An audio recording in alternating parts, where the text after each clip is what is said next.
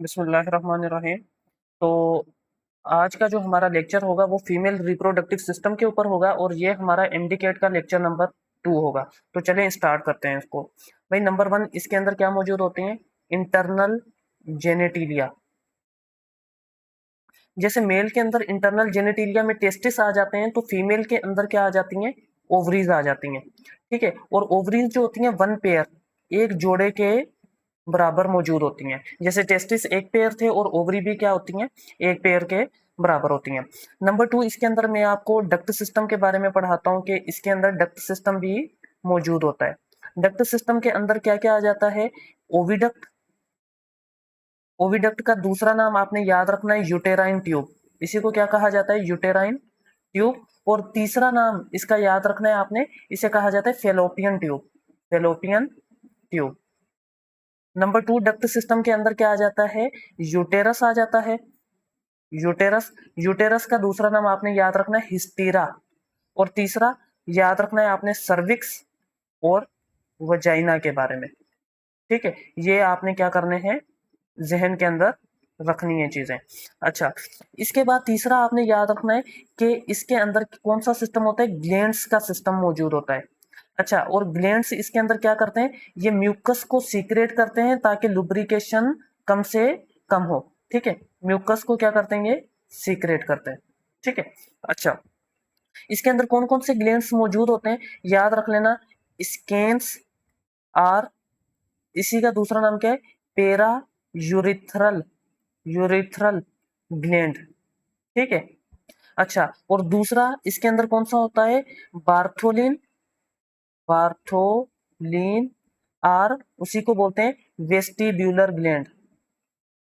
अच्छा, और एक ऐसा ग्लैंड है जो इसके अंदर मिल्क को रिलीज करता है, वो आपने याद रखना है। वो कौन सा होता है जो मिल्क को रिलीज करता है? वो आपने जहन के अंदर रखना है, उसे कहते हैं मेमरी ग्लैंड। ठीक है, उसके बारे में भी मैं आपको आज इंशाल्लाह बताऊंगा। ठीक है, मेमरी ग्लैंड्स के बारे में। और ये मेमरी ग्लैंड्स भी क्या होते हैं? एक पेयर के अंदर मौजूद होते हैं। ठीक है, एक पेयर इसका मौजूद होता है। अच्छा, इसके बाद एक्सटर्नल जेनेटिलिया के ऊपर आती है बात। देखें, एक्सटर्नल जेनेटिलिया क्या होता है? जैसे मेल के अंदर पेनिस था, फीमेल के अंदर जो एक्सटर्नल जेनेटिलिया होता है उसे कहा जाता है वल्वा या प्यूडेंडम। इसके बारे में आपको मैं कंप्लीट पढ़ाऊंगा। चले, मैं आपको ना डक्ट सिस्टम पढ़ा देता हूं पहले। कौन सा सिस्टम? डक्ट सिस्टम मैं आपको पढ़ा देता हूं। देखें, ये जो पूरा इधर से लेकर इधर तक, इसे क्या कहा जाता है? मैंने अभी आपको बताया, इसे कहा जाता है फेलोपियन ट्यूब या ओविडक्ट, या इसी को कहा जाता है हमारे पास यूटेराइन ट्यूब भी कहा जाता है। अब फर्दर इसके पार्ट है, वो भी मैं आपको बता देता हूँ। ओविडक्ट का ये वाला जो पार्ट होता है इसे कहा जाता है फिम्ब्राई। इसे क्या कहा जाता है? फिम्ब्राई। ठीक है। अच्छा, ये वाला पार्ट जो होता है इसका, इसे कहा जाता है एम्प्यूला। और आपने याद रखना है कि एम्प्यूला ही जो होता है यही होता है site of fertilization. Site of fertilization, इसी के अंदर स्पर्म और ओवम आपस में यूनाइट होते हैं। फर्टिलाइजेशन किसे कहते हैं? जिसके अंदर स्पर्म और ओवम आपस में क्या हो? यूनाइट होकर क्या बनाए? जाइगोट बनाए। और ऊपर वाला ये वाला जो पार्ट होता है इसे कहा जाता है स्थीमस। क्या कहा जाता है? स्थीमस। ठीक है, आपने याद रखना है।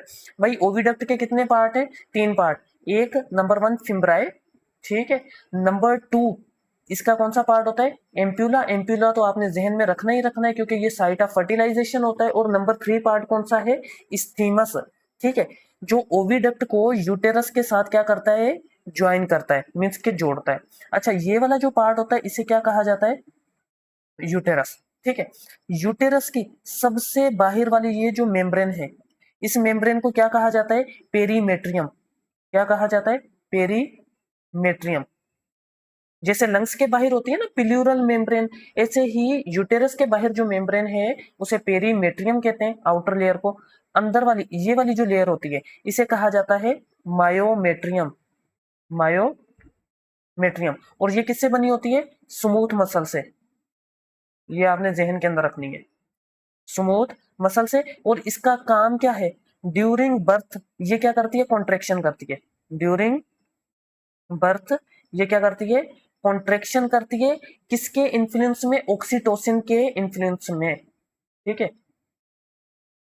इन्फ्लुएंस ऑफ ऑक्सीटोसिन, ये भी लिख देते हैं इधर, influence of oxytocin. Oxytocin hormone के बारे में आपने याद रखनी है, एक तो ये कॉन्ट्रेक्शन करवाता है ड्यूरिंग लेबर प्रोसेस, जिसमें क्या होता है, बेबी जो होता है बर्थ मींस के फीमेल की बॉडी से क्या होता है, आउट होता है ऑक्सीटोसिन। एक तो ये इसकी मसल्स की कॉन्ट्रेक्शन करवाता है मायोमेट्रियम के, और दूसरा ये जो मिल्क रिलीज होता है मेमोरी ग्लैंड्स में से, वो भी कौन सा हार्मोन करवाता है, ऑक्सीटोसिन। और ऑक्सीटोसिन को हम कौन सा हार्मोन कहते हैं, लव हार्मोन भी कह रहे होते हैं।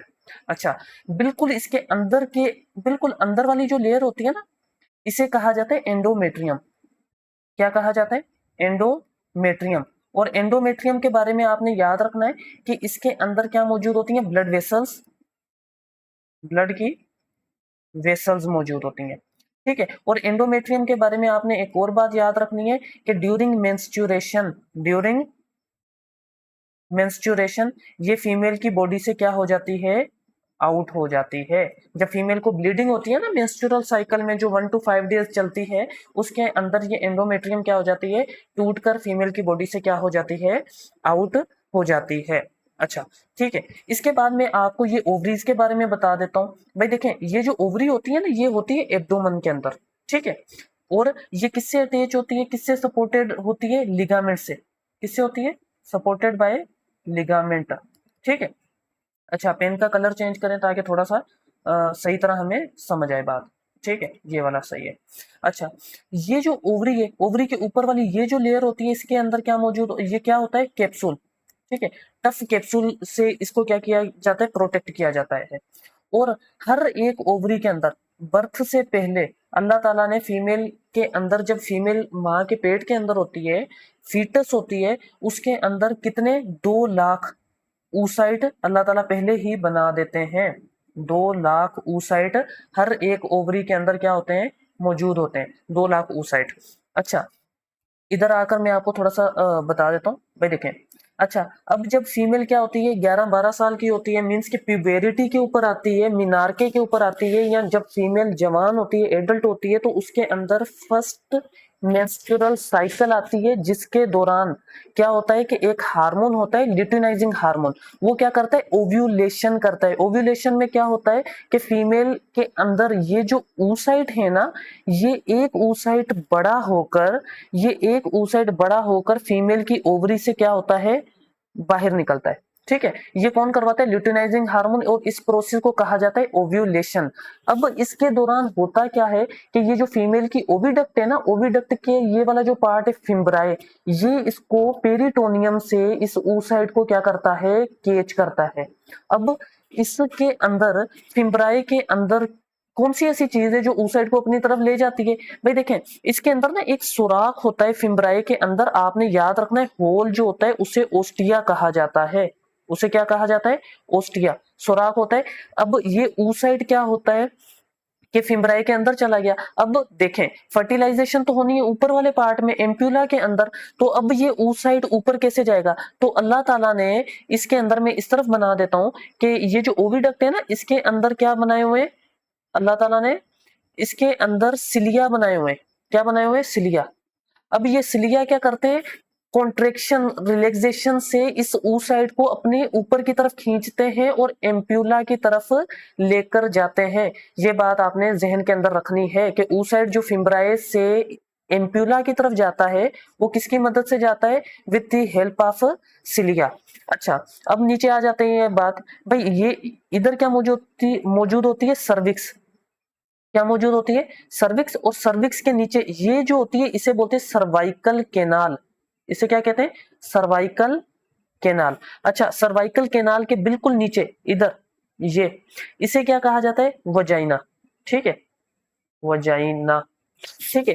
अब ये सर्विक्स और वजाइना को याद रख लें कि सर्विक्स और एंड वजाइना को क्या कहा जाता है, बर्थ कैनाल कहा जाता है, क्योंकि ड्यूरिंग ड्यूरिंग मींस के जब लेबर प्रोसेस होता है, ड्यूरिंग लेबर प्रोसेस इनमें से फीमेल की बॉडी में से बच्चा जो होता है वो क्या होता है, बेबी जो होता है वो क्या होता है, आउट होता है सर्विक्स और वेजाइना में से। इसी वजह से इसको क्या कहा जाता है, बर्थ कैनाल कहा जाता है। और वजाइना को ना कापिलेटरी कैनाल भी कहा जाता है।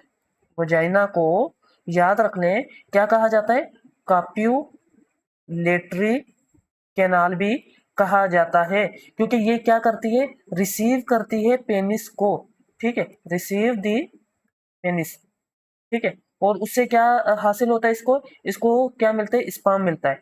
और वो स्पर्म जो होता है वो कहाँ पर जाता है, स्पर्म इधर जब एंटर हो जाता है तो वो स्पर्म कहाँ पर जाता है, स्पर्म जाता है एम्प्यूला में। एम्प्यूला में क्या मौजूद है, एम्प्यूला के अंदर oocyte मौजूद है। स्पर्म जब oocyte से मिलेगा तो फिर वो ओवम बनेगा, जाइगोट बनेगा, और आगे मींस के फर्टिलाइजेशन का प्रोसेस होगा, बाद में इम्प्लांटेशन वगैरह का प्रोसेस होगा। अच्छा, और एक बात मैं आपको बताता चलो, थोड़ा सा इसको नीचे करते हैं। देखें, ये जो सर्विक्स होती है ना, सर्विक्स के बारे में मैं आपको थोड़ा सा बता दूं कि सर्विक्स के अंदर सर्वाइकल ग्लैंड मौजूद होते हैं, सर्वाइकल ग्लैंड मौजूद होते हैं इसके अंदर। अच्छा, इनका काम क्या है, इनका काम ये है कि ये किसको सीक्रेट करते हैं, म्यूकस को सीक्रेट करते हैं इसके अंदर, ठीक है। ये बात आपने जहन में रखनी है। तो चलें, अब मैं आपको थोड़ा सा एक्सटर्नल जेनेटेलिया के बारे में पढ़ाऊंगा। उसके अंदर स्कैम्स या पेरायूरिथ्रल, बार्थोलिन या वेस्टिबुलर ग्लैंड के बारे में आपको पता चल जाएगा, और बाद में हम मेमोरी ग्लैंड के ऊपर आएंगे, और उसके बाद हम ओवरीज के ऊपर भी आएंगे। अब एक्सटर्नल जेनेटेलिया, वल्वा या पिडेंडम, इसका मैं स्ट्रक्चर इधर बनाता हूँ, तो इसका स्ट्रक्चर हम समझते हैं, ठीक है। इसका स्ट्रक्चर भाई देखें, इधर बनाते हैं इसको। ये ऊपर वाला पार्ट क्या होता है, देखें, ये होती किधर है भाई, बिल्कुल हमारा जो प्यूबिक साइनफेसिस होता है ना, मेल या फीमेल के अंदर प्यूबिक साइनफेसिस, जिससे मींस के पेल्विक बोन जो होती हैं वो जुड़ी होती हैं, बिल्कुल उसके सामने क्या मौजूद होता है, मॉन्स प्यूबिस, ठीक है, मॉन्स प्यूबिस। और इधर क्या मौजूद होता है, अ लॉट ऑफ फैट मौजूद होता है, चर्बी होती है, ठीक है, अ लॉट ऑफ फैट, ठीक है, जो इसको क्या करती है, प्रोटेक्ट करती है। अच्छा, इसके नीचे क्या होती है, वल्वा या पिडेंडम मौजूद होती है, ठीक है।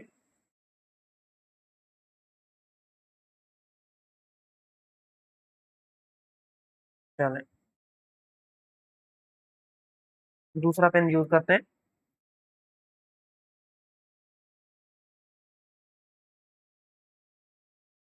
ठीक है। एक मिनट, थोड़ा सा इसको, हम्म,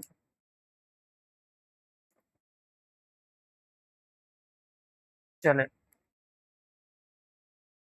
ओके। तो इसको थोड़ा सा बड़ा बनाए ताकि आपको समझ आ सके, ठीक है। अच्छा, ये जो आउटर पार्ट होता है इसका, इसे कहा जाता है लेबिया मेजोरा।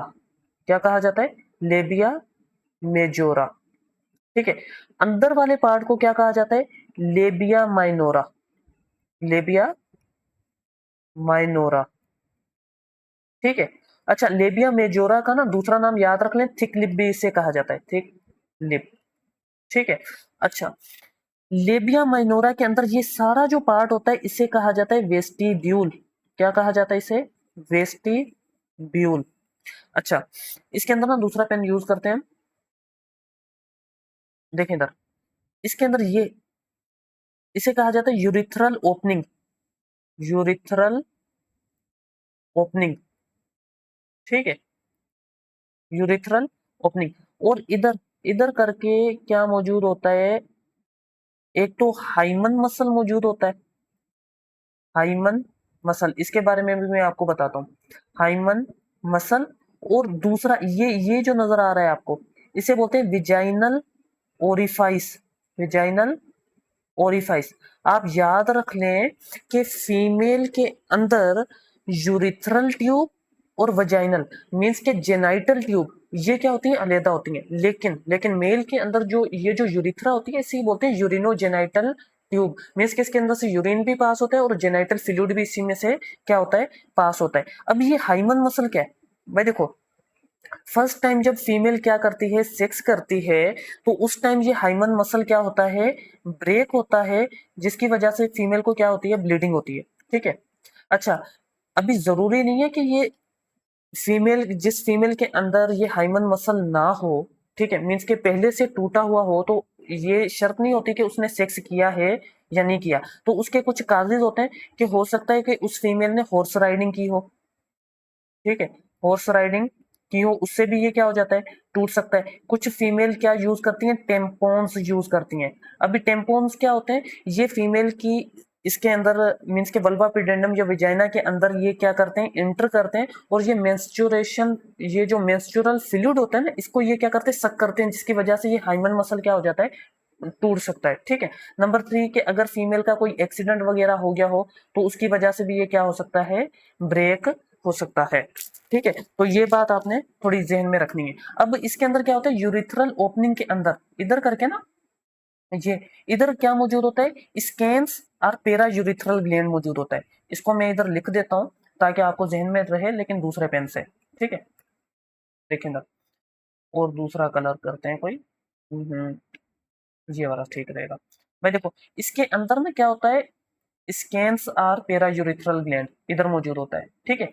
और ये भी म्यूकस को क्या करता है, सिक्रेट करता है। अच्छा, बार्थोलिन और वेस्टिबुलर ग्लैंड जो होता है, ये वाला ये क्या मौजूद है, बार्थोलिन और वेस्टिबुलर ग्लैंड, जो मैंने आपको ऊपर पढ़ाया था। और ये दोनों क्या सीक्रेट करते हैं, ये दोनों सीक्रेट करते हैं म्यूकस को। दोनों किसको सीक्रेट करते हैं, म्यूकस को। तो ये क्या हो गया, एक्सटर्नल जेनेटेलिया हो गया, ठीक है। इसके बाद मैं आपको थोड़ा सा मेमोरी ग्लैंड्स के बारे में पढ़ाता हूँ, ठीक है।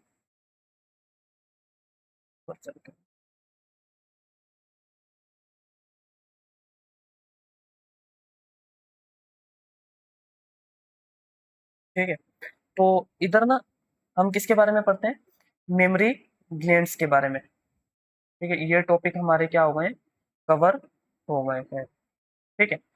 तो मेमोरी ग्लैंड, इसके बाद हम ओवरीज के बारे में भी पढ़ेंगे। देखें, मेमोरी ग्लैंड्स जो होते हैं वो क्या होते हैं, पेयर की सूरत में होते हैं, एक जोड़े की सूरत में। अच्छा, जब फीमेल होती है ना, तकरीबन 11 ईयर्स या इससे आगे, तो फीमेल में क्या हो जाती है, मीनारके स्टार्ट हो जाती है, मीनारके, ठीक है। मीनारके मीन्स के इसके अंदर मेंस्चुरेशन साइकिल, मीन्स के मेंस्चुरल साइकिल इसके अंदर क्या हो जाती है, स्टार्ट हो जाती है। अब उसके तहत क्या होता है, फीमेल की बॉडी के अंदर ना एस्ट्रोजन एक हार्मोन होता है, वो डेवलप होना शुरू हो जाता है, एस्ट्रोजन बनना शुरू हो जाता है। अब ये जो एस्ट्रोजन हार्मोन है, इसका काम क्या है, एस्ट्रोजन हार्मोन याद रख लें, लाइक टेस्टोस्टेरोन, ये फीमेल के अंदर क्या लेकर आता है, सेकेंडरी सेकेंडरी सेक्सुअल करेक्टरिस्टिक्स। अब ये सेकेंडरी सेक्सुअल करेक्टरिस्टिक्स क्या होती हैं, मैं आपको बताता हूँ। सेकेंडरी सेक्सुअल करेक्टरिस्टिक्स ये होती हैं कि फीमेल फीमेल की तरह लगे, तो उसके क्या होती हैं, मेमोरी ग्लैंड्स इनलार्ज होते हैं, मींस के उसके ब्रेस्ट क्या हो जाते हैं, इनलार्ज हो जाते हैं, ठीक है। उसकी वॉइस क्या होती है, low pitch, voice low pitch नहीं, सॉरी, उसकी वॉइस जो होती है वो हाई पिच होती है, ठीक है, फीमेल की। उसके हेयर्स की क्या करवाता है, ग्रोथ, मीन्स के हेयर उसके क्या हो जाते हैं, बड़े होते हैं, ठीक है। और उसकी मुकाबले में, मर्द के मुकाबले में उसकी बोन और मसल्स इतने ज्यादा स्ट्रांग नहीं होते। और एक बात और आपने याद रखनी है कि फीमेल का जो पेल्विक गर्डल होता है, मीन्स के पेल्विक रीजन जो होता है, पेल्विक रीजन याद रखना है, पेल्विक रीजन क्या होता है, ब्रॉड होता है। मेल के मुताबिक इसका पेल्विक रीजन जो होता है ब्रॉड होता है, जिसकी वजह से फीमेल की जो बॉडी होती है, बॉडी ऑफ फीमेल ज्यादा कर्वेशियस होती है, बॉडी ऑफ फीमेल ये क्या होती है, मोर मोर कर्वेशियस होती है, किससे, मर्द से ज्यादा क्या होती है, कर्वी होती है, मोर कर्वेशियस। ये हमारी सिंध टेक्स्ट बोर्ड के अंदर ये लाइन लिखी हुई है, उसकी फिजिक जो होती है ज्यादा कर्वेशियस होती है मर्द के मुकाबले में। अच्छा, अभी मैं ना थोड़ा सा आपको मेमोरी ग्लैंड्स के बारे में थोड़ा सा समझा दूं कि ये कैसे होते हैं, और इसमें क्या क्या हमें चीजें याद रखनी चाहिए, ठीक है। तो ये वाला पेन यूज करते हैं इसके अंदर। अब देखें, ये जो मेमोरी ग्लैंड्स होते हैं ना, इसको थोड़ा इस तरफ बनाएं, ठीक है, इस तरफ आ जाते हैं। भाई देखें, ये अगर मैं बनाऊं तो ये ऐसे करके, ठीक है, ठीक है, ये मेमोरी ग्लैंड है। और ये क्या होता है, मसल्स से ये क्या होता है, सपोर्टेड होता है, ठीक है। मसल से ये क्या होता है, सपोर्टेड। अच्छा, मेमोरी ग्लैंड्स की ग्रोथ कौन करवाता है, एस्ट्रोजन भी करवाता है और प्रोजेस्टेरोन भी करवा रहा होता है। ये बात आपने क्या करनी है, जहन में रखनी है, ठीक है। अच्छा, अब इसके अंदर देखें, अब ये जो मेमोरी ग्लैंड है ना, इसे क्या कहेंगे हम, मेमोरी ग्लैंड, ठीक है। और ये मेमल्स का फीचर्स है ना, मेमोरी ग्लैंड्स की वजह से इसे मेमल्स कहा जाता है। इसके अंदर ना क्या होता है, ये 50 to 20, 50 to 20, इसके अंदर क्या मौजूद होते हैं, मेमोरी लोब्स, या इसे क्या कहा जाता है, लोब्यूल्स। अब इनके अंदर मेमोरी लोब्स या लोब्यूल्स के अंदर याद रख लें, क्लस्टर्स ऑफ एल्व्यूलाई मौजूद होता है, क्लस्टर्स ऑफ एल्व्यूलाई, एल्व्यूलाई के गुच्छे मौजूद होते हैं इसके अंदर। अब आप कहेंगे सर एल्व्यूलाई तो लंग्स के अंदर होते हैं, भाई एल्व्यूलाई बेशक लंग्स के अंदर है, वहां पर गैसेज एक्सचेंज करते हैं, लेकिन यहाँ पर एल्व्यूलाई किसकी प्रोडक्शन करवा रहे होते हैं, मिल्क प्रोडक्शन, ठीक है। मिल्क की क्या होती है, प्रोडक्शन। अच्छा, ये मिल्क की प्रोडक्शन कब होती है, आफ्टर आफ्टर मीन्स के प्रेगनेंसी, आफ्टर प्रेगनेंसी, जब मीन्स के फीमेल क्या करती है, बच्चे को जन्म देती है, तो उसके बाद क्या होता है, ये जो प्रोलेक्टिन होता है एक हार्मोन, वो इसके अंदर क्या करता है, मिल्क की प्रोडक्शन करवाता है। और मिल्क की ये क्या करवाता है, मिल्क की प्रोडक्शन, एंड याद रख लें, let down, let down means के मिल्क को आउट कौन करवाता है, तो याद रख लें, मैंने आपको पढ़ाया था ऑक्सीटोसिन। ऑक्सीटोसिन के दो काम है, एक लेबर प्रोसेस में कॉन्ट्रेक्शन और रिलैक्सेशन करके बच्चे को फीमेल की बॉडी से आउट करवाएगा, और दूसरा ऑक्सीटोसिन का काम क्या है, फीमेल के मेमोरी ग्लैंड्स में से मिल्क को रिलीज करवाएगा। ऑक्सीटोसिन क्या करवाता है, रिलीज ऑफ मिल्क, ठीक है, रिलीज ऑफ मिल्क। लेकिन इसको बनाएगा कौन, प्रोलेक्टिन। और मेमोरी ग्लैंड्स की ग्रोथ कौन करवाएगा, एस्ट्रोजन। मेमोरी ग्लैंड्स की ग्रोथ करवाता है एस्ट्रोजन, इसके अंदर मिल्क की प्रोडक्शन करवाता है प्रोलेक्टिन, और इसमें से मिल्क को रिलीज कौन करवाता है, ऑक्सीटोसिन। और ऑक्सीटोसिन का दूसरा नाम आपको मैंने बताया था, लव हार्मोन। जब बच्चा रोता है तो फीमेल की बॉडी से खुद ब खुद मिल्क क्या होता है, मेमोरी ग्लैंड्स में से रिलीज होना शुरू हो जाता है, इसी वजह से इसे मेमोरी ग्लैंड भी कहा जाता है। अच्छा, थोड़ा सा मैं ना आपको इधर थोड़ा सा वो बनाकर, स्ट्रक्चर बना के थोड़ा सा समझाऊं बात को, देखें इधर। अब क्या है, क्लस्टर्स ऑफ एल्व्यूलाई, भाई ये क्या, एल्व्यूलाई, ठीक है। इधर भी क्या मौजूद है, एल्व्यूलाई, ठीक है। पेन चेंज करते हैं, देखें अभी इन एल्व्यूलाई के अंदर से ना ये क्या निकलती है, मेमोरी ट्यूब्यूल्स। अच्छा, इसे क्या कहेंगे, एल्व्यूलाई, एल्व्यूलाई। और इसे क्या कहेंगे, मेमोरी ट्यूब्यूल, ठीक है। अच्छा, अब ये मेमोरी ट्यूब्यूल सारी तकरीबन जितने भी एल्विलाई हैं उनमें से ये मेमोरी ट्यूब्यूल निकल रही हैं, ये सारी मेमोरी ट्यूब्यूल मिलेंगी और क्या बनाएंगी, मेमोरी डक्ट। क्या बनाएंगी, मेमोरी डक्ट बनाएंगी, ठीक है। क्या बनाएंगी, मेमोरी डक्ट, मेमोरी डक्ट। अच्छा, अब ये जो मेमोरी डक्ट होती है ये किससे मिलेगी, एम्प्यूला। क्या बनाएगी, एम्प्यूला, जहां पे मिल्क क्या होता है, स्टोर होता है, एम्प्यूला। या इसका नाम दूसरा आपने याद रखना है, लेक्टिफेरस साइनस, लेक्टिफेरस साइनस, ठीक है। और दूसरा लेक्टिफेरस साइनस से क्या निकलेंगी, ऐसे करके लेक्टिफेरस डक्ट, क्या निकलेगी, लेक्टिफेरस डक्ट। और आगे क्या मौजूद होगा, निप्पल, क्या होगा, निप्पल, ठीक है। और निप्पल के इर्द गिर्द ना हाईली पिगमेंटेड एरिया होता है, क्या होता है, इसके बाद क्या होता है, highly highly pigmented area, pigmented क्या होता है, एरिया मौजूद होता है, जिसे हम कहते हैं एरियोला। क्या कहा जाता है जिसे, एरियोला। तो ये सारी चीजें आपको याद होनी चाहिए, क्या होनी चाहिए, याद होनी चाहिए, ठीक है। अच्छा, अब ये मेमोरी ग्लैंड्स हो गए। अब मैं आपको पढ़ाऊंगा ओवरीज के बारे में, किसके बारे में, ओवरीज के बारे में। तो चलें, ये अब मेन टॉपिक आने वाला है हमारे पास ना। तो ओवरीज के बारे में मैं आपको समझाता हूँ कि ओवरीज है क्या, इनका स्ट्रक्चर वगैरह के बारे में आपको बताता हूँ।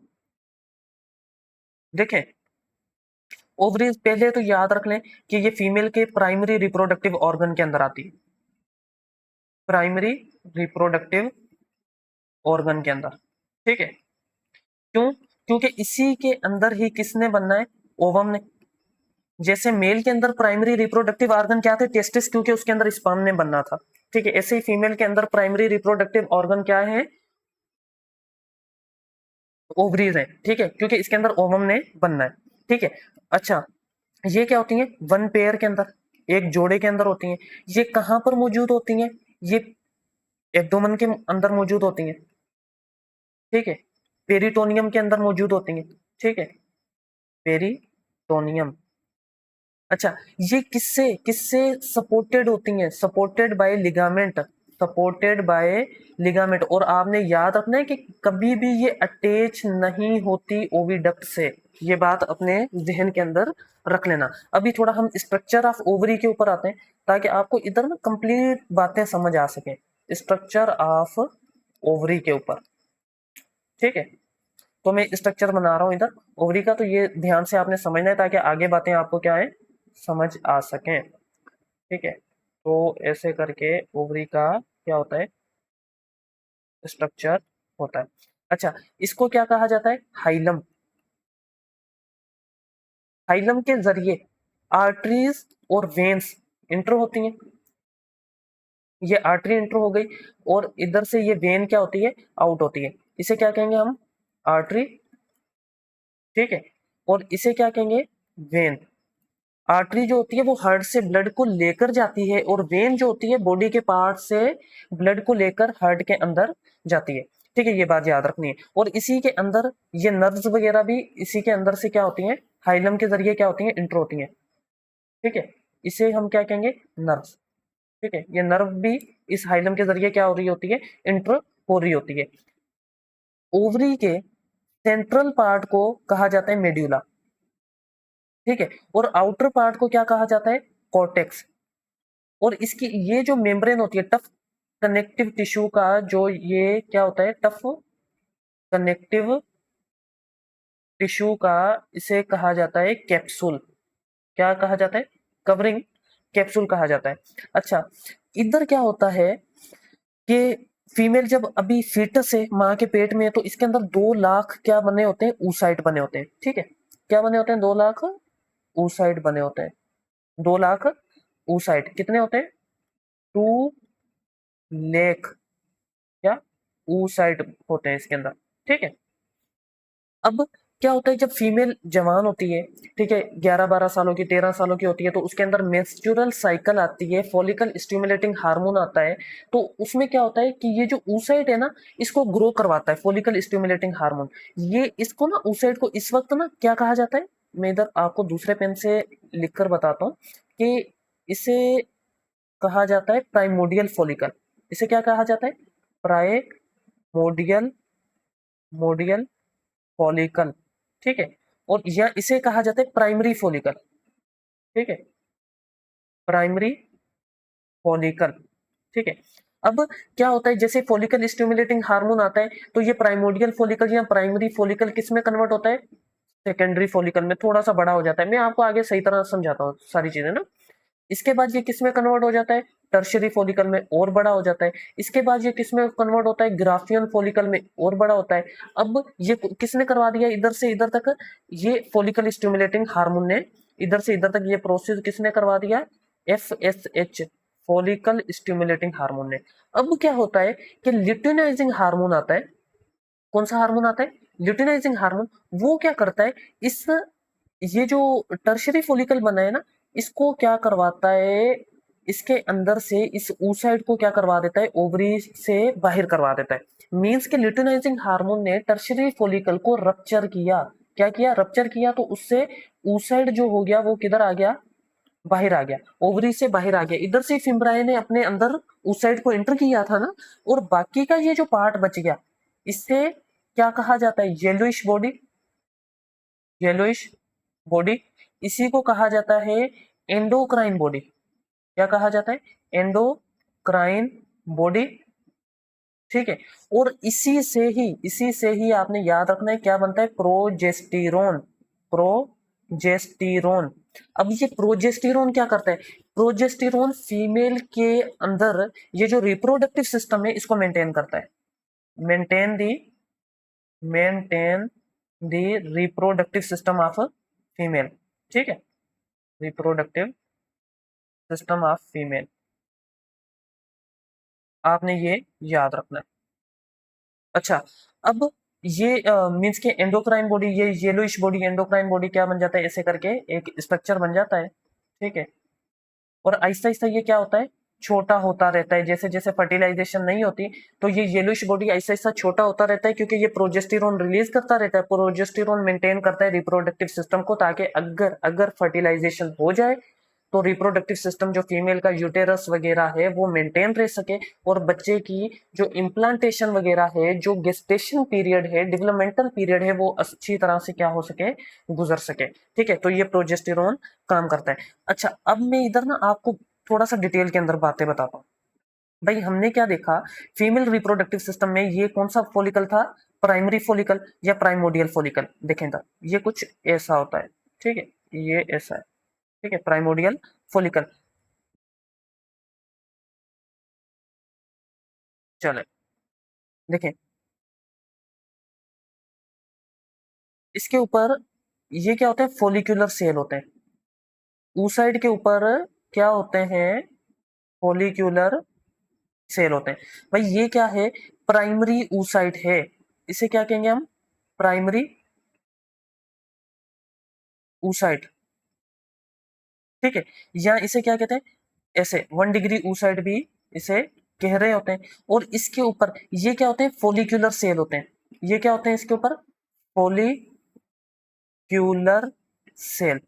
ठीक है, अब क्या होता है, अब ये 2 लाख तो बने हुए हैं, मीन्स के फीमेल के जन्म लेने से पहले ही 2 लाख बने हुए हैं। जब ये 11-12 साल की होती है फीमेल, कितने, 11 ईयर्स की होती है या 12 ईयर्स की होती है, तो उसमें क्या आती है, फर्स्ट मेंस्ट्रुअल साइकिल आती है, जिसके तहत गोनाडोट्रोपिन रिलीजिंग हार्मोन किसको मैसेज देता है, एंटीरियर पिट्यूटरी को। एंटीरियर पिट्यूटरी क्या करता है, FSH follicle stimulating hormone release करता है। वो फॉलिकल स्टिमुलेटिंग हार्मोन क्या करता है, याद रख लें, इन प्राइमरी फॉलिकल, ये एक नहीं काफी प्राइमरी फॉलिकल होते हैं, उन्हें क्या करवाता है, ग्रोथ करवाने की कोशिश करता है। लेकिन इनमें से तकरीबन जो फॉलिकल होते हैं वो मर जाते हैं।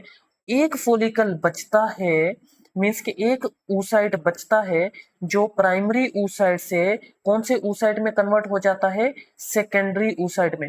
किसमें कन्वर्ट हो जाता है, वो प्राइमरी oocyte से थोड़ा बड़ा होता है, वो किसमें कन्वर्ट हो जाता है, सेकेंडरी oocyte में वो क्या हो जाता है, कन्वर्ट हो जाता है। वो प्राइमरी oocyte से थोड़ा सा क्या होता है, बड़ा होता है। इधर oocyte को थोड़ा सा चेंज करें। ठीक है, ये ये वाला। ठीक है, और इसके ऊपर याद रख ले, एक लेयर आ जाती है जिसे कहते हैं थीका लेयर। क्या बन जाती है इसके ऊपर, थीका लेयर। ठीक है, और ये कौन सा फॉलिकल बन चुका है इस वक्त, ये सेकेंडरी, क्या बन चुका है, सेकेंडरी फॉलिकल। ठीक है, अच्छा, बाकी जो फॉलिकल मर गए, बाकी जो फॉलिकल नहीं बन सके सेकेंडरी फॉलिकल, वो मर जाते हैं। वो इस प्रोसेस को क्या कहा जाता है, इस प्रोसेस को कहा जाता है फॉलिक्यूलर एट्रेसिया। ये बुक के अंदर लिखा हुआ है। ठीक है, अच्छा, अब सेकेंडरी फॉलिकल को और आगे प्रोसेस करना है, सेकेंडरी फॉलिकल को और आगे प्रोसेस करना है। अच्छा, इससे क्या होगा कि और आगे एफएसएच आएगा, फॉलिकल स्टिमुलेटिंग हार्मोन। ठीक है, ये सेकेंडरी फॉलिकल किस में कन्वर्ट होगा, टर्शरी फॉलिकल में। अभी तक ये प्राइमरी oocyte ही है। ठीक है, प्राइमरी फॉलिकल, प्राइमरी फॉलिकल किस में कन्वर्ट हुआ, सेकेंडरी फॉलिकल में, लेकिन है ये प्राइमरी oocyte ही है अभी तक। ठीक है, अच्छा, खैर ये सेकेंडरी फॉलिकल बन चुका है। अब सेकेंडरी फॉलिकल से ये किस में कन्वर्ट होगा, ये टर्शरी फॉलिकल के अंदर क्या होगा, कन्वर्ट होना शुरू होगा। ठीक है, चले दूसरा पेन यूज करते हैं। ये क्या बनेगा अब, टर्शरी फॉलिकल, थोड़ा सा साइज में बड़ा, और इसके अंदर एक एंट्रम भी बन जाएगा, एक कैविटी बनेगी जिसे क्या कहेंगे, एंट्रम कहेंगे। और ये जो थीका लेयर है, इसके बारे में भी मैं आपको बताता हूँ। ये जो थीका लेयर है ये डिवाइड होकर किस में कन्वर्ट हो जाएगी, थीका एक्सटर्ना, इसे क्या कहेंगे हम, थीका एक्सटर्ना, ठीक है। और दूसरी इंटरनल को क्या कहेंगे, थीका इंटरना, ठीक है, इंटरना। और अंदर ये सेकेंडरी फॉलिकल के बारे में बताता हूँ, इसे क्या कहेंगे, एंट्रम, क्या कहेंगे, एंट्रम। अब ये जो, और ये पूरे का पूरा क्या बना, ये पूरे का पूरा क्या बना, टर्शरी फॉलिकल, क्या बना ये, टर्शरी फॉलिकल, ये समझ आना चाहिए। और इसके अंदर ये वाले पार्ट को क्या कहेंगे, ये आपको आना चाहिए, ठीक है, ये पता होना चाहिए। ये जो है ये इस वक्त कौन सा oocyte बन चुका है, सेकेंडरी oocyte बन चुका है, क्या बन चुका है, सेकेंडरी oocyte बन चुका है। ये प्राइमरी oocyte जो होता है ये किस में कन्वर्ट हो चुका है, अब सेकेंडरी oocyte में कन्वर्ट हो चुका है। अच्छा ठीक है, ये बात आपने याद रखनी है, प्राइमरी oocyte, प्राइमरी फॉलिकल, ये सेकेंडरी फॉलिकल, और ये टर्शरी। सेकेंडरी से जब टर्शरी फॉलिकल बनता है तो ये जो प्राइमरी oocyte है किस में कन्वर्ट हो जाता है, सेकेंडरी oocyte में कन्वर्ट हो जाता है, जिसमें मियोसिस क्या हो जाती है, मियोसिस 1 जो होती है वो क्या हो जाती है, कंप्लीट हो जाती है। ये बात आपने क्या करनी है, जहन के अंदर रखनी है, ठीक है। ये सेकेंडरी oocyte अब इधर क्या हो चुका है, बन चुका है, ठीक है। अब ये टर्शरी फॉलिकल से देखें, इधर ना मैं चीजें थोड़ी सी बता दूं, ये सेकेंडरी फॉलिकल, ये किधर गया हमारा प्राइमरी फॉलिकल, ठीक है। अब ये टर्शरी फॉलिकल से आगे आगे क्या बनेगा, ग्राफियन फॉलिकल बनेगा। ग्राफियन फॉलिकल मैं आपको बना के दिखा देता हूं इधर, ये देखें, इसके अंदर क्या होगा, ये ऐसे करके स्ट्रक्चर बनेगा, ठीक है। ये थीका एक्सटर्ना, इंटरना सॉरी, ये थीका एक्सटर्ना, दूसरा पेन यूज करते हैं हम,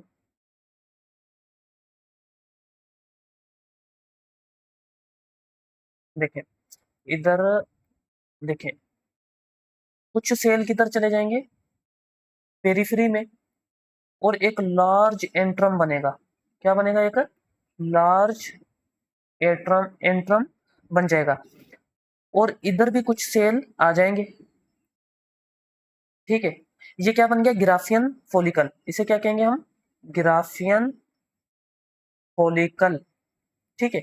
इसे क्या कहेंगे, जर्म हिल, क्या कहेंगे, जर्म हिल।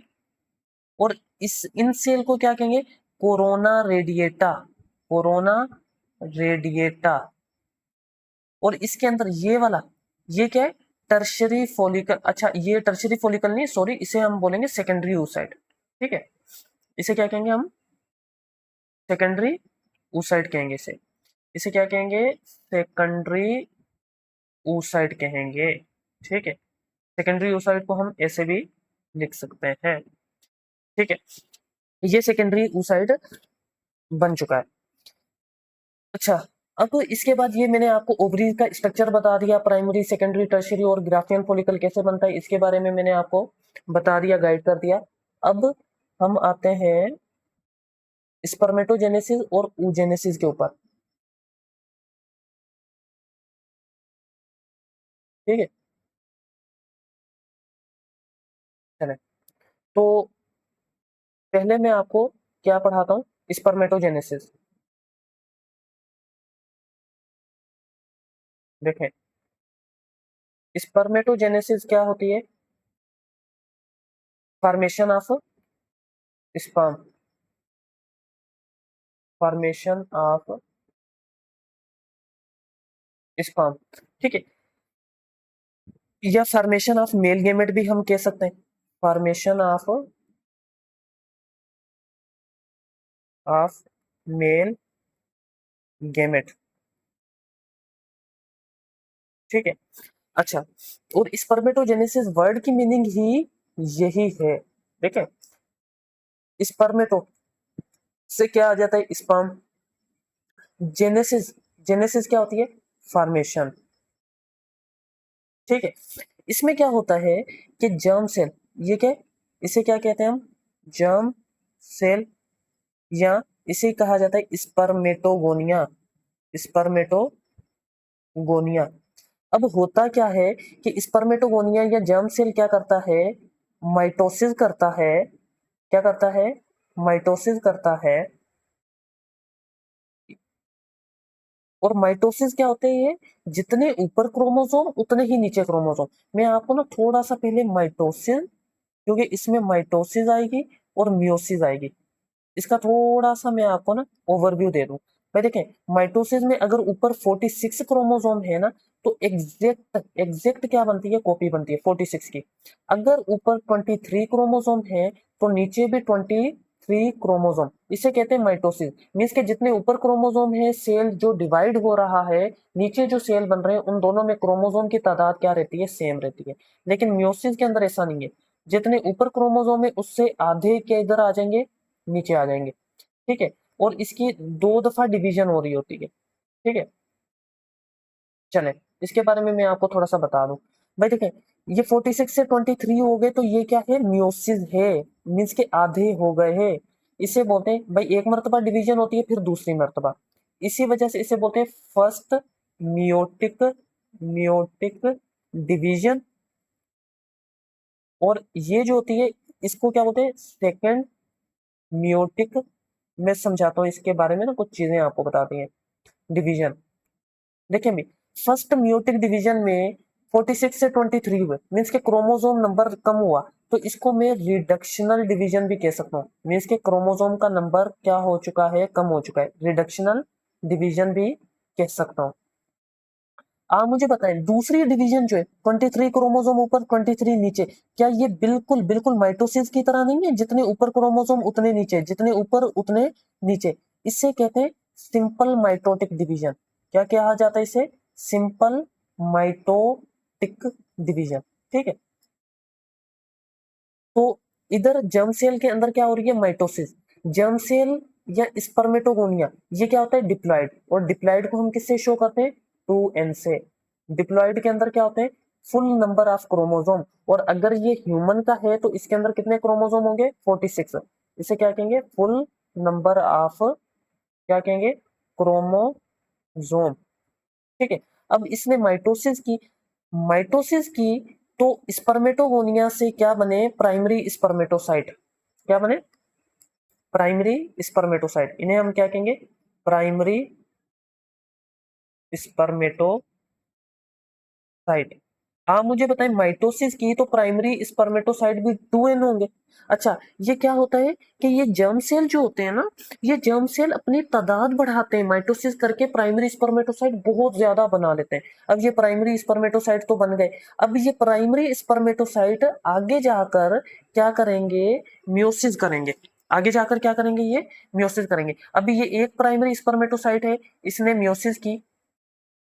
ठीक है, ये क्या हो रहे हैं, सेल बन रहे हैं। ठीक है, और मियोसिस आपको पता है कि 2 मरतबा होती है। ठीक है, तो ये फर्स्ट मियोटिक डिवीजन हुई, फर्स्ट मियोटिक डिवीजन।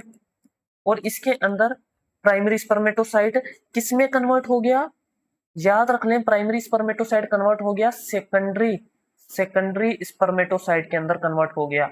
और सेकेंडरी स्पर्मेटोसाइट जो है, आप मुझे बताएं वो डिप्लॉइड है या हेप्लॉइड। भाई मियोसिस हुई तो मियोसिस में जितने ऊपर क्रोमोसोम होते हैं उससे आधे हो जाते हैं, तो मींस के प्राइमरी स्पर्मेटोसाइट के अंदर अगर 46 क्रोमोसोम थे, तो सेकेंडरी स्पर्मेटोसाइट के अंदर कितने क्रोमोसोम हो गए, 23। अगर प्राइमरी स्पर्मेटोसाइट 2n था, तो सेकेंडरी स्पर्मेटोसाइट क्या होगा, n होगा।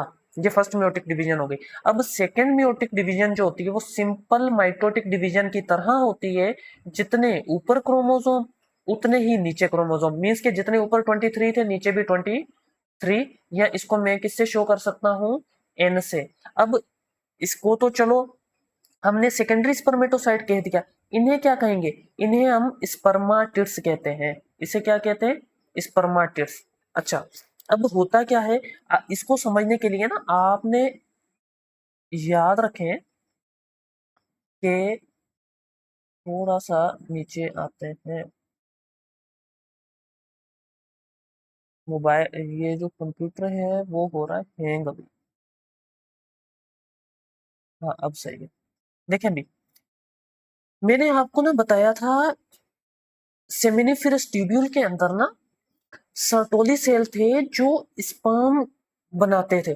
अब ये जो स्पर्मेटिड्स है ना, ये सर्टोली सेल के ऊपर ये क्या करते हैं, ग्रोथ करते हैं अपनी कंप्लीट। ठीक है, मैं समझाता हूँ।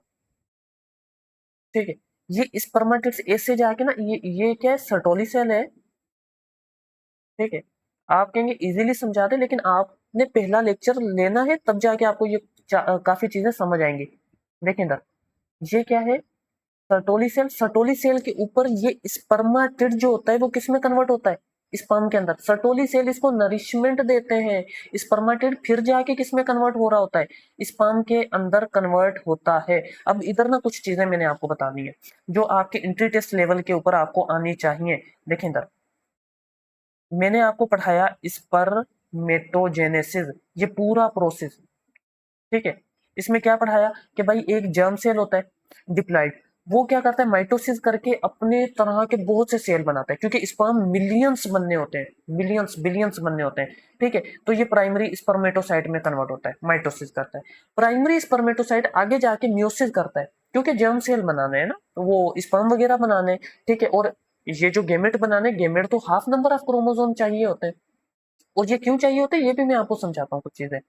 देखें, जैसे ये फर्स्ट म्यूटिक डिवीजन करता है, तो प्राइमरी स्पर्मेटोसाइट से सेकेंडरी स्पर्मेटोसाइट बन जाता है 23 क्रोमोसोम वाला। सेकेंडरी स्पर्मेटोसाइट फिर क्या करता है, म्यूटिक डिवीजन करता है तो स्पर्मेटिड्स बन जाते हैं।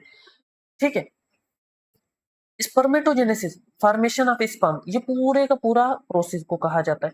ठीक है, फॉर्मेशन ऑफ स्पर्म। अच्छा, अब एक प्रोसेस होता है स्पर्मियोजेनेसिस। क्या होता है, स्पर्मियोजेनेसिस।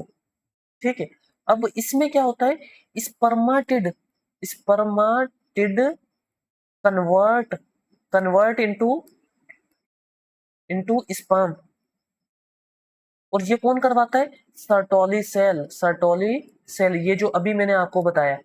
अच्छा, एक होता है स्पर्मिएशन।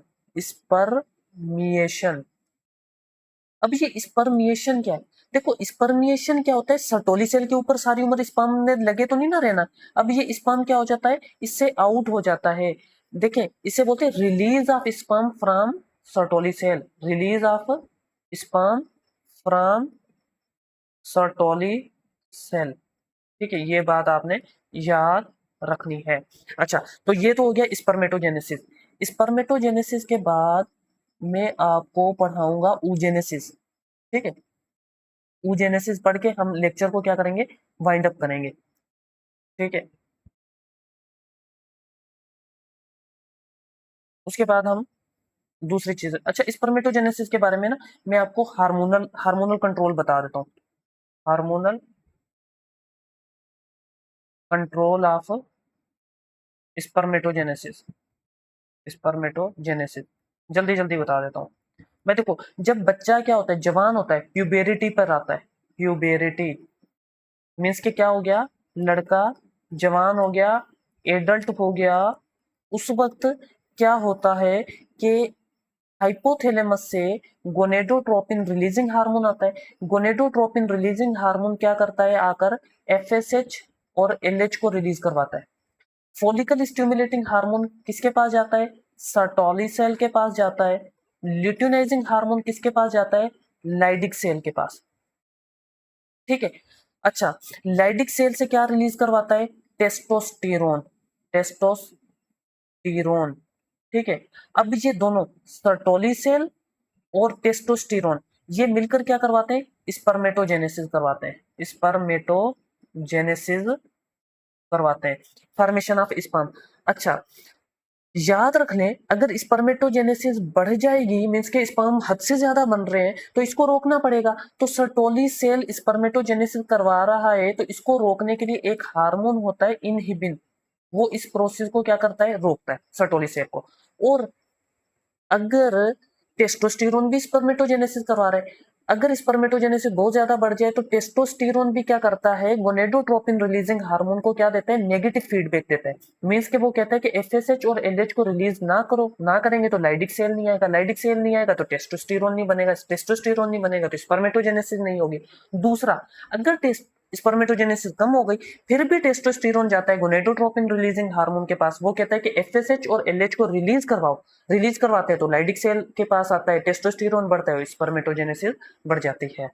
अब हम पढ़ते हैं oogenesis को, ठीक है। oogenesis, oogenesis पढ़ के इंशाल्लाह हम क्या करेंगे, वाइंड अप करेंगे, ठीक है। चलें,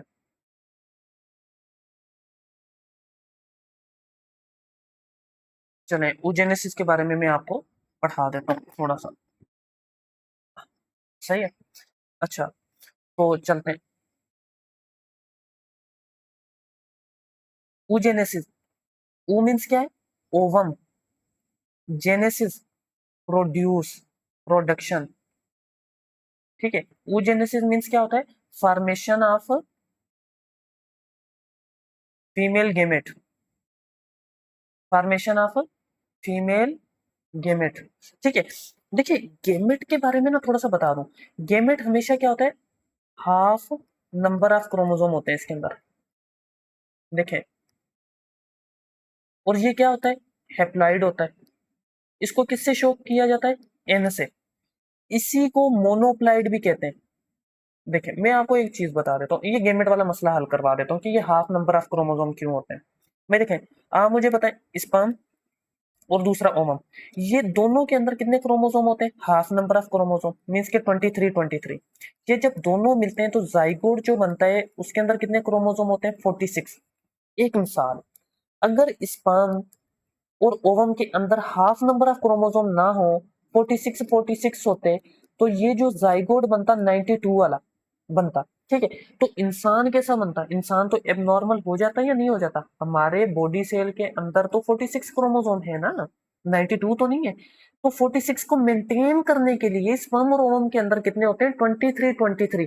और ये करवाता कौन है, ये करवाता कौन है, ये म्योटिक डिवीजन करवाती है भाई मेरे, ये म्योसिस करवाती है। ये बात आपने याद रखनी है, meiosis he half number of chromosome करवा रही होती है ना। अच्छा, अब ऊजेनेसिस के ऊपर आ जाते हैं। ऊजेनेसिस के बारे में थोड़ा सा मैं आपको बता दूं, ठीक है। तो देखें इधर, ऊजेनेसिस के अंदर, थोड़ा पेन को चेंज कर ले। हाँ, ये देखें इधर, ये क्या होता है, इसको क्या बोलते हैं, जर्म सेल या उगोनिया। इधर लिख देता हूँ, जर्म सेल, या इसको क्या कहा जाता है, आर उगोनिया। अब ये क्या करता है, ये माइटोसिस करता है, ये क्या करता है, माइटोसिस करता है।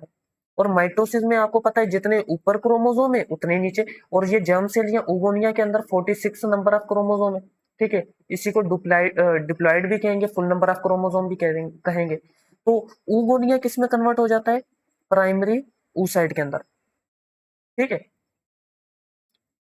प्राइमरी oocyte के अंदर ये क्या होता है, कन्वर्ट होता है। और प्राइमरी oocyte में भी कितने, 46 क्रोमोसोम है, डिप्लॉइड है, ठीक है।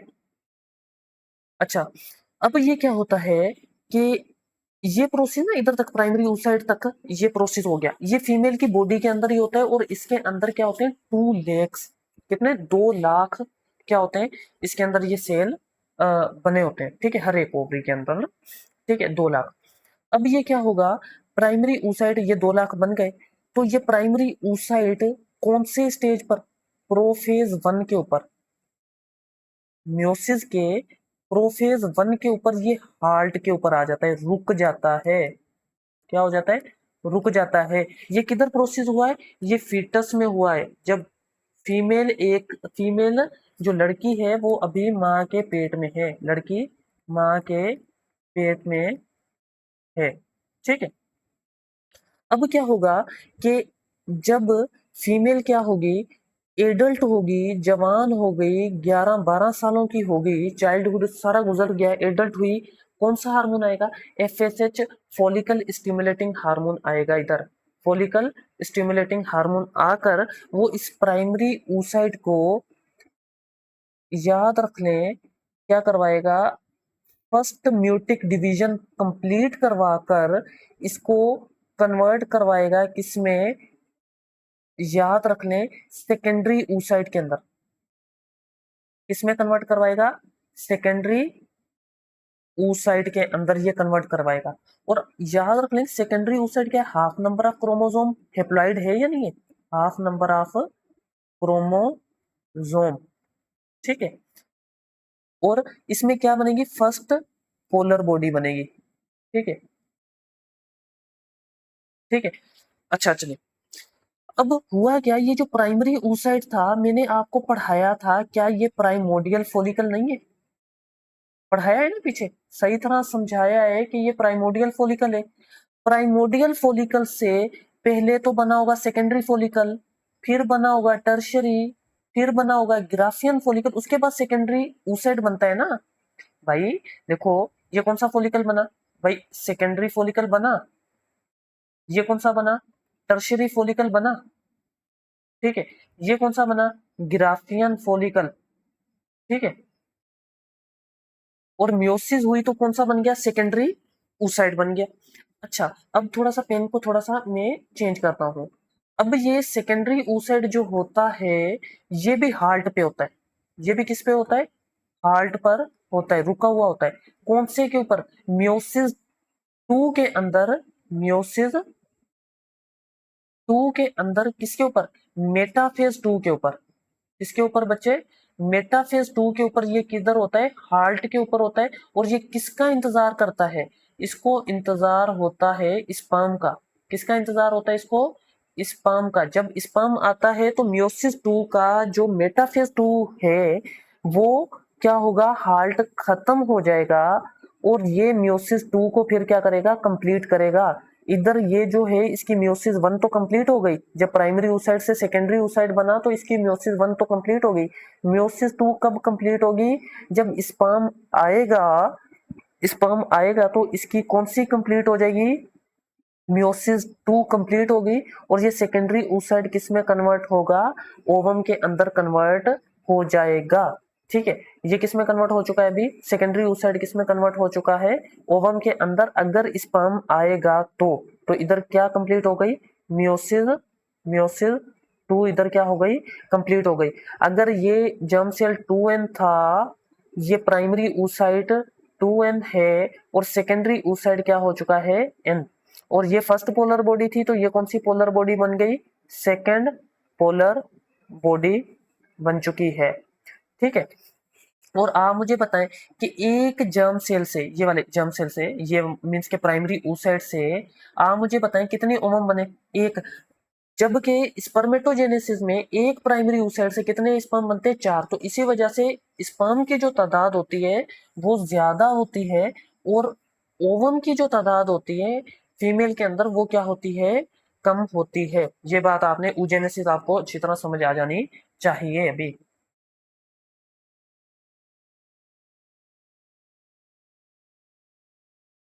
ठीक है। अब हम मेंस्ट्रुअल साइकिल के बारे में पढ़ते हैं, देखें ना। अब थोड़ा सही है तो हम मेंस्ट्रुअल साइकिल हम पढ़ लेते हैं फीमेल के अंदर, ठीक है। क्योंकि अभी सारा पढ़ रहे हैं ना तो अभी अच्छी तरह हमें समझ आ जाएगी।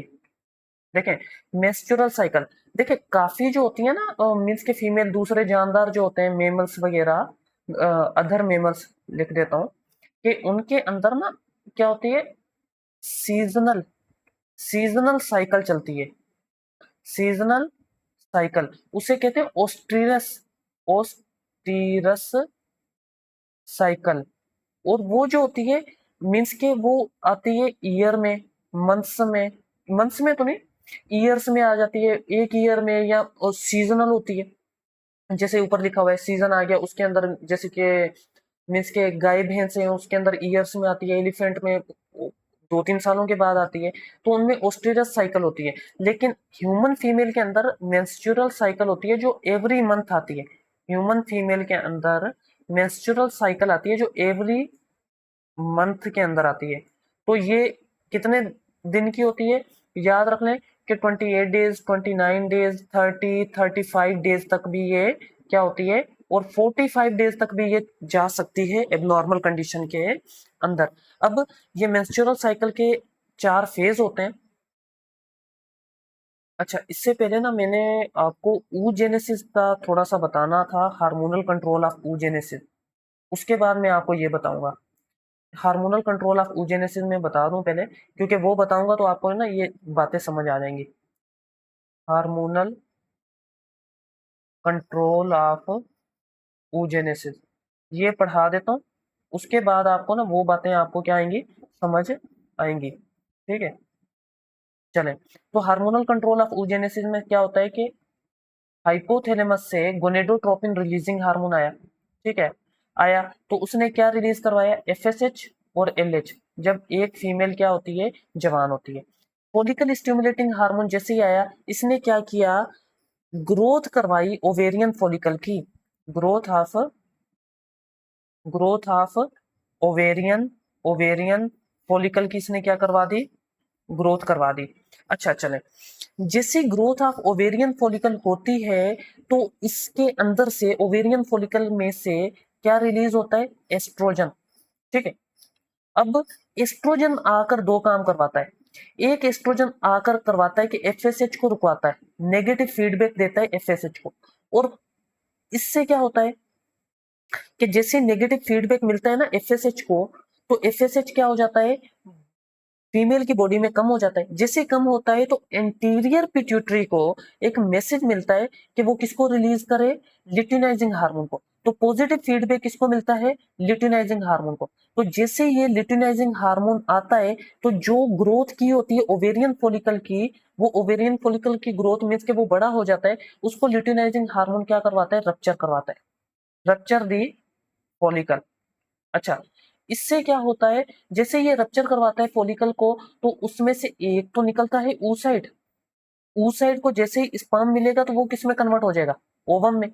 वो मैंने अभी आपको बात बताई। और दूसरा जो बचा खुचा हिस्सा निकलता है, उसे कहते हैं कार्पस ल्यूटियम। Corpus luteum. और कार्पस ल्यूटियम क्या होता है, येलोइश बॉडी होती है, एंडोक्राइन बॉडी होती है, जो मैंने आपको ऊपर समझा दी है। वो होती क्या है, प्रोजेस्टेरोन। प्रोजेस्टेरोन जो होता है वो क्या करता है, मैंने आपको ऊपर भी पढ़ाया था कि फीमेल का जो रिप्रोडक्टिव सिस्टम है उसको मेंटेन रखता है। और प्रोजेस्टेरोन जो होता है वो नेगेटिव फीडबैक देता है एफएसएच को भी, और नेगेटिव फीडबैक देता है एलएच को भी, दोनों को। अब ये बात अगर आपको समझ आ गई तो आपको मेंस्ट्रुअल साइकिल भी समझ आ जानी चाहिए। तो मेंस्ट्रुअल साइकिल के क्या होते हैं, मीन्स के, और इसका नाम ना मेंस्ट्रुअल साइकिल क्यों पढ़ा, इसका नाम पढ़ा मैं आपको बता दूं, मेंसेस या मंथ्स। ठीक है, इससे इसका नाम मेंस्ट्रुअल साइकिल, मेंसेस, मंथ्स, इसको पीरियड्स वगैरह भी कह रहे होते हैं। और इसका ना मेंस्ट्रुअल साइकिल अगर मैं बताऊं कि इसके अंदर ना दो साइकिल्स चलती हैं फीमेल में। एक ओवेरियन साइकिल, ओवरी के अंदर, और दूसरा यूटेराइन साइकिल। अगर इन दोनों को भी मिला दिया जाए ना तो इसे ही हम क्या कहते हैं, मेंस्ट्रुअल साइकिल भी कहते हैं। अब इसके कितने होते हैं, 4 फेज होते हैं। 4 phase of menstrual cycle.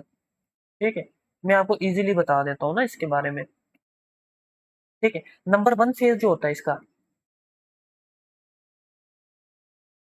Number 1 phase इसका जो होता है वो कौन सा होता है, याद रख लें आप कि इसका नंबर 1 फेज मैं आपको बताता हूँ, इसका मेंस्ट्रुएशन फेज होता है।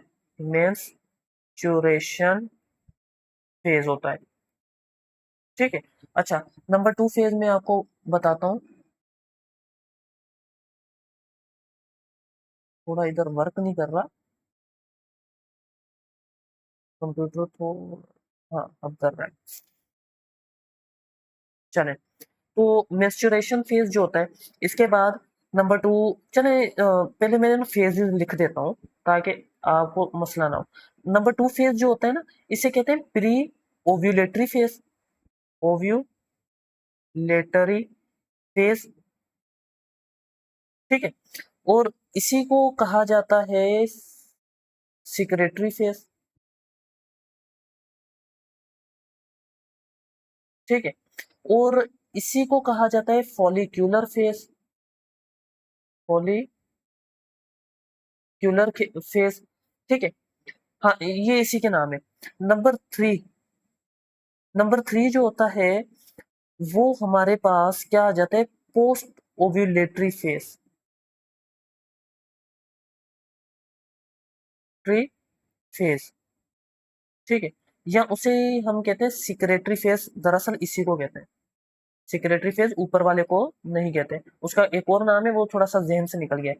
या इसे बोलते हैं कार्पस लूटियल, लूटियल फेज भी इसे ही कहते हैं। ठीक है, वो जहन में आता है तो मैं आपको बताता हूँ, इसको थोड़ा मिटा देते हैं। ठीक है, और इसी फेज के अंदर ना, ये प्री ओव्यूलेटरी फेज या फोलिकुलर फेज के अंदर आखिर में ना एक तीसरा फेज आता है, ओव्यूलेटरी फेज। और ये पोस्ट ओव्यूलेटरी फेज ना, ये लास्ट होता है। इसको 4 कर दें। और इसी के अंदर ना मैं आपको एक थर्ड फेज पढ़ाऊंगा। थर्ड फेज उसे कहते हैं ओव्यूलेटरी फेज। ठीक है, अब होता क्या है, देखिए मेंस्ट्रुएशन फेज के अंदर ना मैं आपको बताऊं कि क्या होता है, एस्ट्रोजन एंड प्रोजेस्टेरोन का लेवल क्या होता है, कम होता है। एस्ट्रोजन और प्रोजेस्टेरोन का लेवल क्या होता है इसमें, कम होता है। और ये कितने दिन चलती है, पहले तो ये याद रखें, ये 1 to 5 डेज, 5 दिन तक चलती है। अभी देखें, जैसे प्रोजेस्टेरोन कम, मैंने आपको क्या पढ़ाया था कि प्रोजेस्टेरोन जो होता है वो फीमेल रिप्रोडक्टिव सिस्टम को मेंटेन करता है। तो जब प्रोजेस्टेरोन लेवल कम हो जाएगा तो आप मुझे बताएं कि फीमेल का जो एंडोमेट्रियम है वो मेंटेन रह सकेगा। आप कहेंगे नहीं सर, एंडोमेट्रियम मेंटेन नहीं रहेगा तो वो ब्लीडिंग के जरिए फीमेल की बॉडी से क्या होता है, आउट होता है। इसे बोलते हैं मेंस्ट्रुएशन फेज, और ये 1 से 5 दिन तक चलता है। अच्छा, इसके बाद प्री ओव्यूलेटरी फेज। देखिए प्री ओव्यूलेटरी फेज को ना पढ़ने से पहले मैं थोड़ा सा आपको, 1 मिनट, इसको थोड़ा सा मिटा के, वर्क नहीं कर रहा। ओहो, अब कर रहा है। तो देखें, नंबर 2 फेज कौन सा है, बताया, प्री ओव्यूलेटरी फेज। ठीक है, या इसी को क्या कहते हैं हम, फॉलिक्यूलर फेज। देखें, जैसे ही इसके अंदर क्या होता है कि प्रोजेस्टेरोन कम हो गया ना, चलें ठीक है, प्रोजेस्टेरोन क्या हो गया, कम हो गया, तो किसको, हाइपोथैलेमस को मैसेज मिलता है, वो गोनेडोट्रोपिन रिलीजिंग हार्मोन को रिलीज, गोनेडोट्रोपिन रिलीजिंग हार्मोन आता है, वो किसको लेकर आता है, एफएसएच को। ठीक है, फोलिकुलर फेज में किसको लेकर आता है, एफएसएच, एफएसएच को। और एफएसएच क्या करता है, ये जो प्राइमोडियल फोलिकल होता है, प्राइमोडियल फोलिकल जो मैं समझाता आ रहा हूं, प्राइमोडियल फोलिकल को किस में कन्वर्ट करवाता है, ग्राफियन फोलिकल के अंदर क्या करवाता है, कन्वर्ट करवाता है। ठीक है, ग्राफियन फोलिकल के अंदर क्या करवाता है, कन्वर्ट करवाता है। और ये कन्वर्ट कौन करवाता है, एफएसएच, फोलिकल स्टिमुलेटिंग हार्मोन। अब क्या होता है कि ये जो ग्राफियन फोलिकल है ना, ये किसको रिलीज करता है, एस्ट्रोजन को। ठीक है, अच्छा, एस्ट्रोजन को रिलीज किया, एस्ट्रोजन आते सार क्या करता है, नेगेटिव फीडबैक देता है किसको, एफएसएच को, पॉजिटिव फीडबैक देता है किसको, एलएच को। अब ये कितने दिन का फेज होता है, ये याद रख लो, 6 to कितने, तकरीबन 6 to 13 डेज। ठीक है, चले, अब पॉजिटिव फीडबैक जैसे ही एलएच को मिलता है तो वो क्या करता है कि ग्राफियन फॉलिकल के अंदर से किसको आउट करवाता है, किसको आउट करवाता है, ऊसाइड को क्या करवाता है, आउट करवाता है।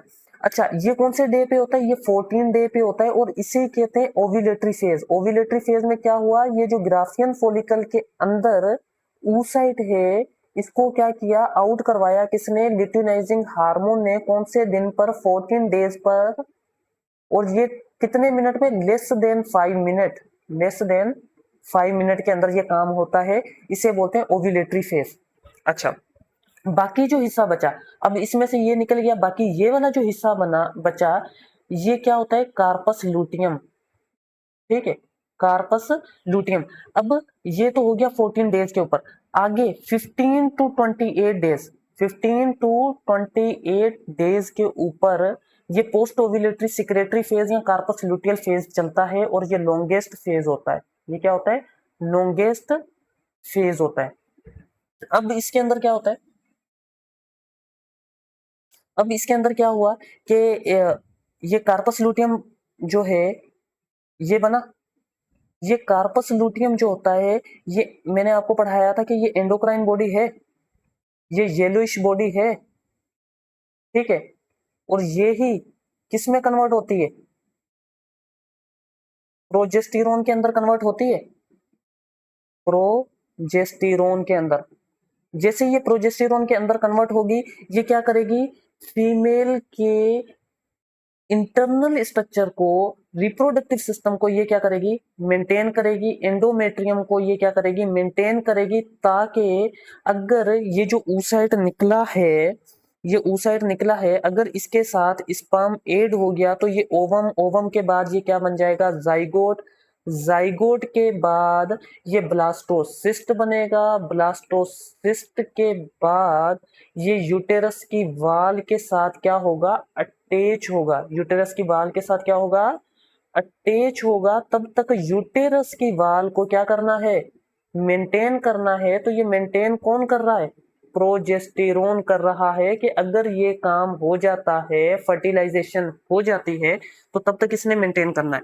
अच्छा, अगर 28 डेज तक, 28 डेज तक अगर अगर 28 डेज तक ये इंतजार करता रहता है, ठीक है, ये ऐसा प्रोसेस अगर हो गई फर्टिलाइजेशन, अगर नहीं तो 16 डेज, फर्दर 17, 18, 20, मीन्स के 18, 19, 20, 21, 22 नहीं आएगा, तो आप मुझे बताएं कि कार्पस ल्यूटियम जो है वो बढ़ता रहेगा, कम होता रहेगा? कार्पस ल्यूटियम कम। आप मुझे बताएं प्रोजेस्टेरोन बढ़ेगा, कम होगा? प्रोजेस्टेरोन कम। प्रोजेस्टेरोन कम होगा तो आप मुझे बताएं कि एंडोमेट्रियम सेफ रहेगी या नहीं रहेगी? तो आप कहेंगे सर एंडोमेट्रियम भी सेफ नहीं रहेगी। एंडोमेट्रियम अगर सेफ नहीं रहेगी तो चले इधर लेक्चर को हम क्या करते हैं? क्लोज ऑफ करते हैं, ठीक है।